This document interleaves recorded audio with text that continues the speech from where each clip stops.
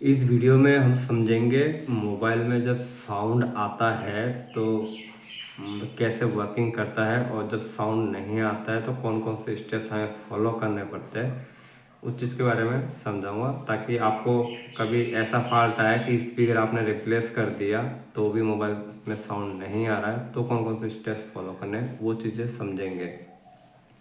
तो सबसे पहले हमें नोटिस बेसिक जो स्टेप्स होते हैं ना वो चीज़ें हमें फॉलो करने पड़ते हैं। जैसे कि कोई कस्टमर मोबाइल लेके आता है और हम पहले क्या करते हैं कि इस मोबाइल में चेक करेंगे कि एक्चुअली में लाउड स्पीकर का प्रॉब्लम है या ईयर स्पीकर का प्रॉब्लम है। कस्टमर को तो पता नहीं है कि ईयर स्पीकर कौन सा है, लाउड स्पीकर कौन सा है, क्योंकि ये दोनों अलग अलग स्पीकर होते हैं।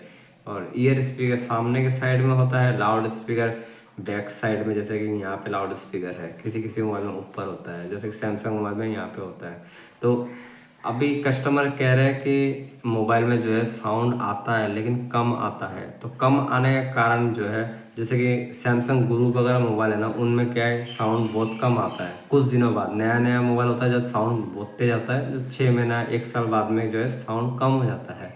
तो उस कंडीशन में स्पीकर ख़राब नहीं होता है, यहाँ पे डस्ट जम जाते हैं जिससे कारण स्पीकर में साउंड कम सुनाई देता है। तो यहाँ से यहाँ का जो डस्ट जमने के कारण आप इसको जैसे कि यहाँ से स्पीकर को निकाल निकाल के जो है ये यहाँ पे जो जाली लगी हुई रहती है कपड़े कपड़े का, तो जाली को साफ़ कर लो या फिर ऑल पिन से जो है इसमें डॉट डॉट से इस ऐसे छेद कर दो। तो जिससे क्या है स्पीकर में साउंड सुनाई देगा। स्पीकर छेद नहीं करना, मतलब जाली को छेद करना है, तो इससे भी साउंड जो है बढ़ जाएगा। आप चेक करोगे जब यही चीज़ें लाउड स्पीकर में भी होती है। सैमसंग B3110 मॉडल जैसे है सैमसंग म्यूजिक वाला मोबाइल, तो उनमें लाउड स्पीकर की प्रॉब्लम होती है, लाउड स्पीकर में कम साउंड सुनाई देता है। तो उसमें भी यही है कि जाली में डस्ट जमने के कारण जो है कम साउंड सुनाई देता है।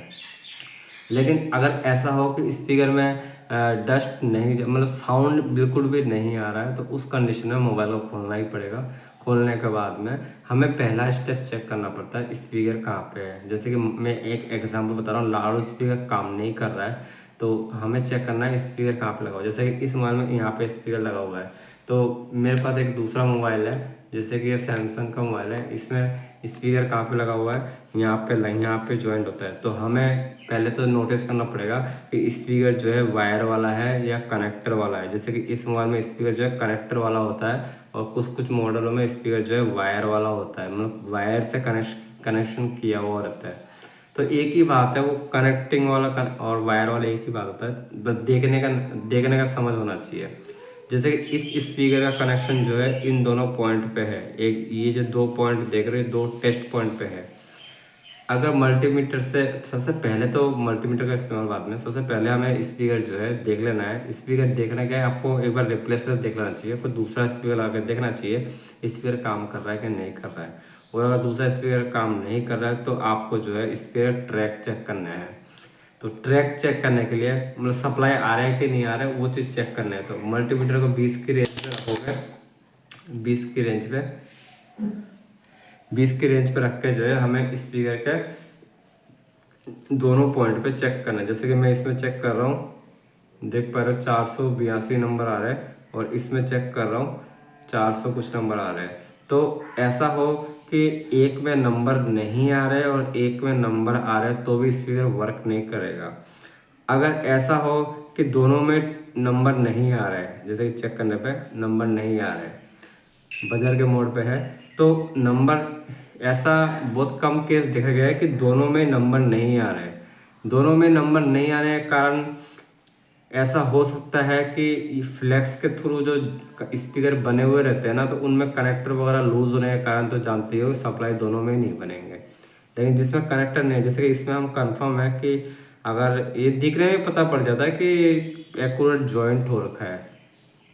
तो इसमें ऐसा होता है कि एक में साउंड नहीं आता है और एक में साउंड आता है, ठीक है। तब हमें क्या करना पड़ता है, स्पीकर का ट्रैक चेक करना पड़ता है, स्पीकर का ट्रैक कहाँ से आ रहा है, स्पीकर का साउंड कहाँ से आ रहा है। तो जैसे कि मैंने बताया कि इस पे साउंड नहीं आ रहा है तो हमें क्या करना है, इस वाले चेक करना है। इसमें अगर साउंड आ रहा है तो इसका, जिसमें साउंड आ रहा है ना उसका ट्रैक चेक करना है। जैसे कि मैंने अब पहले क्या चेक किया, एक को ग्राउंड में रखा और दूसरे को मैंने यहाँ रखा तो नंबर आ रहे हैं, ठीक है। और इस वाले में नंबर नहीं आ रहे, तो जिसमें नंबर आ रहा है मल्टीमीटर का एक प्रोब को उसी जगह पर रख दो और आंखों से भी देखो कि दिख जाता है, और आंखों से ना दिखे तो आसपास के कंपोनेंट में चेक करो कि कहाँ पे साउंड सुनाई देता है। जैसे कि मैं चेक कर रहा हूँ, हमेशा ट्रैक इसकी, जैसे कि यहाँ पे साउंड सुनाई दे रहा है देखो, क्योंकि इसका इस कनेक्टर के आसपास से स्पीकर का जो है कंपोनेंट लगे हुए रहते हैं। तो जब यहाँ पे साउंड सुनाई दे रहा है तो यहाँ पे हमें ऐसे कंपोनेंट ढूंढना है जिसका ट्रैक यहाँ से जाता हो। तो उसके लिए हमें जैसे कि आसपास में कोई कंपोनेंट होगा, जैसे कि इसमें इसका साउंड तो यहाँ सुनाई दे रहा है लेकिन इसका साउंड सुनाई दे रहा है, इसका साउंड यहाँ नहीं सुनाई दे रहा है। तो अभी हम क्या करेंगे, प्रोब को चेंज कर देंगे और यहाँ से चेक करेंगे। तो अभी हमें इजीली जो है मिल गया कि इसका कनेक्शन यहाँ से यहाँ आ रहा है। तब क्या करेंगे कि अगर यहाँ से यहाँ साउंड सुनाई दे रहा है, क्यों सुनाई दे रहा है, क्योंकि ये ट्रैक एक है, लेकिन अगर यहाँ पे सप्लाई नहीं बन रहा है तो ऐसा होता है कि यहाँ से ट्रैक डैमेज हो। इसके अलावा भी ऐसा होता है कि इसका कनेक्शन, मान लो स्पीकर यहाँ पे लगा हुआ है, जैसे कि इस मोबाइल में स्पीकर जो है यहाँ पे लगा हुआ है, जैसे कि रेडमी का मोबाइल है, इस मोबाइल का स्पीकर यहाँ पे लगा हुआ है। तब हमें क्या है, पोजीशन चेंज हो जाता है, बस ट्रैक सेम होता है टेस्टिंग करने का। स्पीकर का वायर यहाँ से यहाँ पे चार्जिंग सीसी बोर्ड में ज्वाइंट होता है और यहाँ से बैटरी के नीचे से इस फ्लैक्स में आता है। तो अगर मान लो ये फ्लैक्स लूज होगा तो भी स्पीकर वर्क नहीं करेगा, ये फ्लैक्स अगर डैमेज होगा तो भी स्पीकर वर्क नहीं करेगा, स्पीकर खराब होगा तो भी स्पीकर वर्क नहीं करेगा।